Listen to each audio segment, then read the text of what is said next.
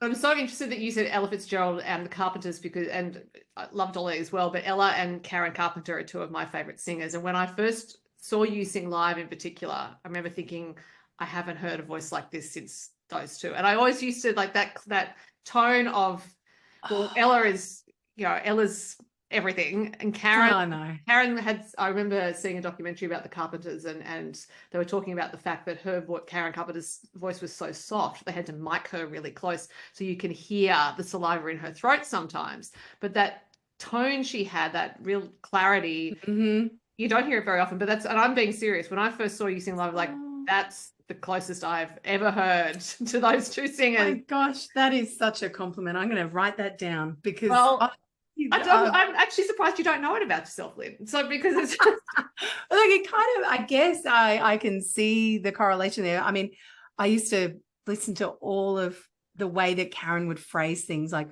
we've only just begun. mm, And I'm not even doing anything like she would do it. But the way she could sing so low, it was such a breath of fresh air because I'm an alto. right, So to hear someone sing low, and same with Ella, it was like, oh, so you can sing low and be good, because right. there definitely is this weird thing about as high as you can go. If you can't sing an E flat, well, you're dead to me, like a high E flat. And there's lots of girls that come to me for lessons over the years that have said, I just really need to be able to sing an F.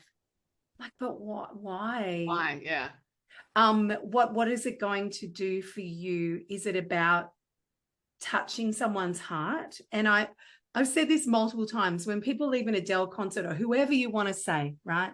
Great singer. Whenever they leave their concert, do they go, it's because she sang an E flat, or it's because, or she wasn't on a game, she didn't sing an F tonight? Or you might sort of say that about Celine Dion, but even so, like, who knows what note, who cares?